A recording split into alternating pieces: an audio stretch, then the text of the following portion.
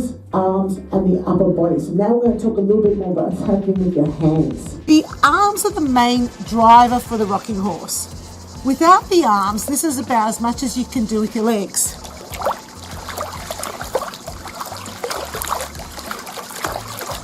And it's hard to get my heart rate up. So that provides proof that the arms are the main parts of the body that create the movement in the water.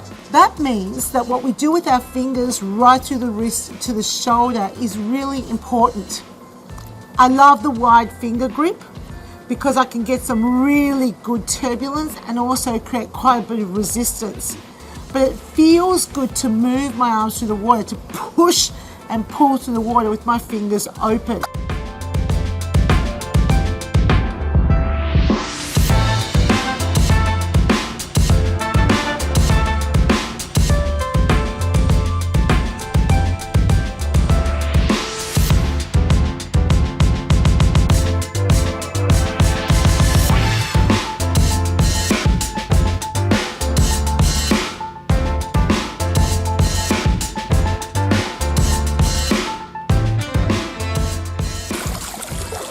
If I try it with a hand that's cupped or flat, it's a very different feel.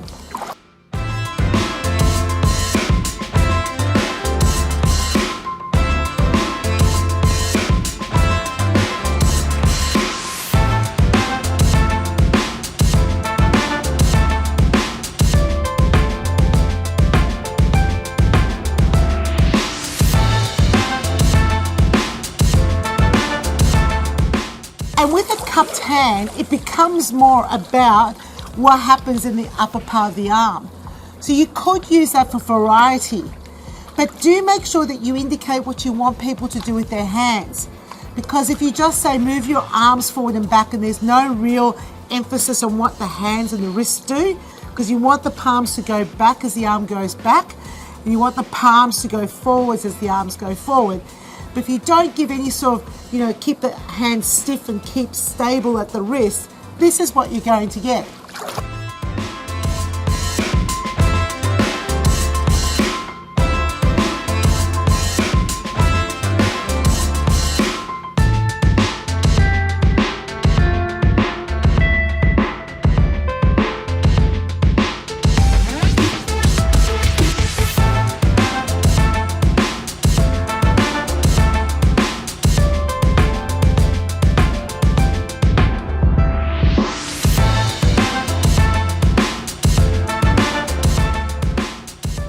And it's really hard to create power because my hands are just flopping back and forth in the water.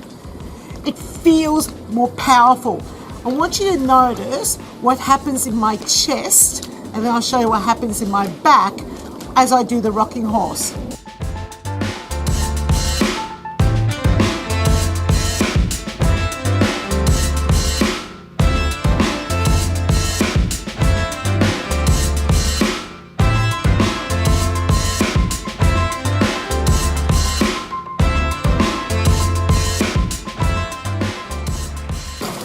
So it is about pec and upper back work as well. So it's not just the arms, it's also what happens in the torso, particularly in the upper half of the torso. So it's an awesome upper body workout. In fact, I think the rocking horse is about 60 to 70% upper body, and torso. So arms, chest, back, abdominals.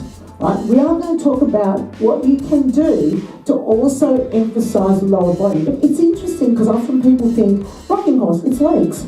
But it isn't if you're really working through with the arms and getting that upper body workout. And, if you've got clients that don't like using buoyancy equipment because they have issues with gripping, noodles and dumbbells, the rocking horse is a great upper body workout with enough resistance to work all of those torso muscles.